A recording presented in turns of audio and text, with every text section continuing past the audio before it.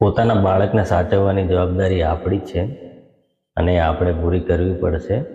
છોકરાઓ શું કરે છે એનું ખાસ ધ્યાન રાખવું પડશે. ખાસ કરીને આજકાલનો જે ટ્રેન્ડ ચાલી રહ્યો છે, યુટ્યુબ, ઇન્સ્ટાગ્રામ, ફેસબુક, જ્યાં જુઓ તો તમે એડ જ જોશો. આ ગેમ રમો, પેલી ગેમ રમો, આમાંથી પૈસા કમાવો, ગેરંટીથી કમાવો. અરે ભાઈ, કોઈ ગેમમાં કોઈ પૈસા કમાઈને આપતું નથી. અને આપણે આ વસ્તુ વહેલી તકે આપણા બાળકોને સમજાવવી પડશે, કેમ કે એમાંથી ઘણા બધા કિસ્સાઓ બને છે. આપણા ગુજરાતની જ વાત કરીએ, હમણાંનો એક કિસ્સો છે. 3 બહેનો એમને ગેમના ચક્કરમાં પૈસા હારી ગઈ તો આત્મહત્યા કરી લીધી. તો ગેમે તો ઘણા લોકોના જીવ લીધા.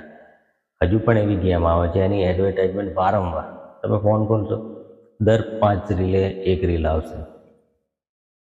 તો તમને નમ્ર વિનંતી કરું છું, જે વડીલો છે, મા બાપ છે, પોતાના બાળકોને મોબાઈલ આપો તો ધ્યાન રાખો. અને જે લોકો વયસ્ક વયના છે, મોટી ઉંમરના છે, 10 વર્ષના, 12 વર્ષના, 18 વર્ષના, એમને પણ ખાસ કહું છું કે આ ગેમો કોઈ દિવસ ડાઉનલોડ કરવી નહીં અને રમવી નહીં. જો ગેમ રમવાથી પૈસા આવતા હોય તો જેટલા પણ બિઝનેસમેનો છે, જેટલા પણ મોટા મોટા પદ ઉપર છે, એ લોકો માણસ રાખીને ગેમ ના રમાડે કે મહેનત કરે. સવારે ઉઠીને મહેનત કરવા કેમ જતા રહે?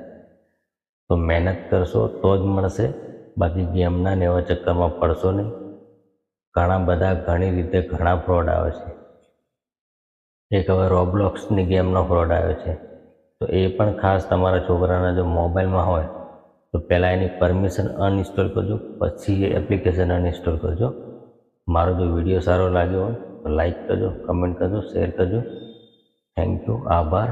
દરેક ગુજરાતી ભાઈ બહેન મારો વિડીયો જોઈ થોડા આગળ થઈ જાય, બસ મારી એટલી જ આશા છે. થેન્ક યુ, આભાર.